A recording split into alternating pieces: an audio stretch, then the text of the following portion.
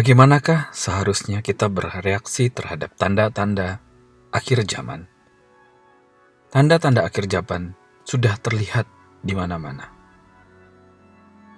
Sambil kita menyaksikan hal-hal seperti berkembangnya globalisme, pendirian gereja esa sedunia, meningkatnya kejahatan, wabah, pembunuhan, hancurnya sistem keluarga tradisional, bahkan hancurnya kebebasan, dan tempat-tempat yang mempertahankan kebebasan seperti Amerika, penormalan homoseksual, pembunuhan bayi-bayi tanpa bersalah atau kita kenal dengan aborsi, budaya pop yang kotor, semakin meningkatnya pengawasan penduduk oleh pemerintah.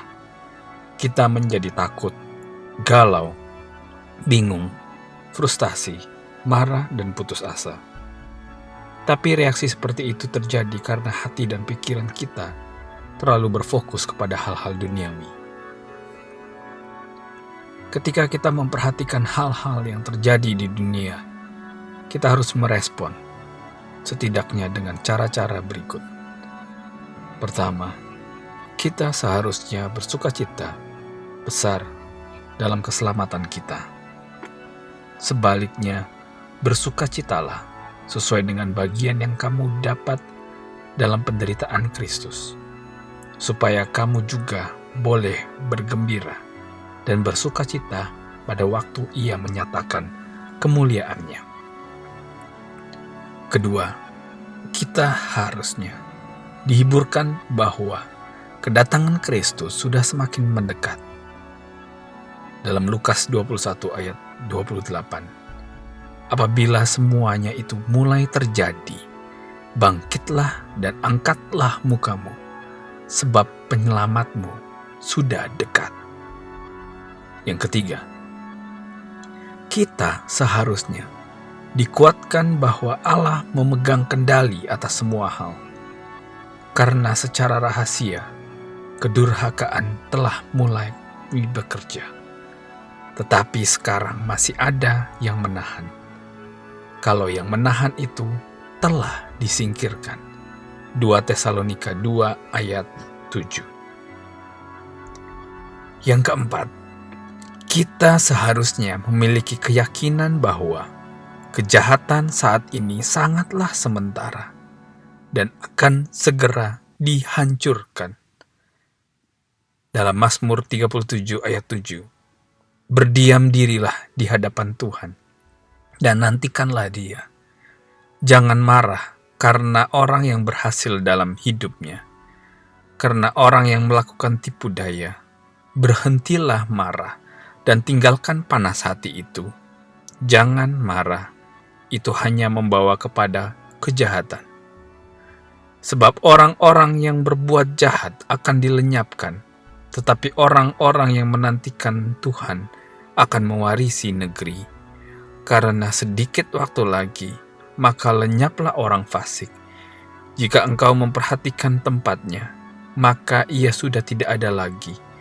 Tetapi orang-orang yang rendah hati akan mewarisi negeri dan bergembira karena kesejahteraan yang berlimpah-limpah. Yang kelima, kita harus lebih banyak berdoa. Pertama-tama, aku menasihatkan, naikkanlah permohonan, doa syafaat, dan ucapan syukur untuk semua orang, untuk raja-raja, dan untuk semua pembesar, agar kita dapat hidup tenang dan tentram dalam segala kesalehan dan kehormatan. Itulah yang baik dan yang berkenan kepada Allah, Juru Selamat kita, yang menghendaki supaya semua orang diselamatkan dan memperoleh pengetahuan akan kebenaran. Karena Allah itu esa dan esa pula Dia yang menjadi pengantara antara Allah dan manusia, yaitu manusia Kristus Yesus yang telah menyerahkannya dirinya sebagai tebusan bagi semua manusia. Itu kesaksian pada waktu yang ditentukan. Dalam 1 Timotius 2 ayat 1. Waktu-waktu yang sulit membutuhkan lebih banyak doa. Tetapi kita hari ini menyaksikan kekeringan doa di banyak gereja. Ada banyak pesta dan banyak aktivitas dan senang-senang, tetapi tidak berdoa. Dalam 1 Timotius 2 mengaitkan doa dengan menjalani hidup yang tenang dan tentram dan kebebasan untuk memberitakan Injil. Itulah yang harus kita lakukan. Yang terakhir, kita harus sibuk di ladang penuaian. Akan tetapi, saudara-saudaraku yang kekasih, yang satu ini tidak boleh kamu lupakan, yaitu bahwa di hadapan Tuhan 1 hari sama seperti 1000 tahun, dan 1000 tahun sama seperti 1 hari.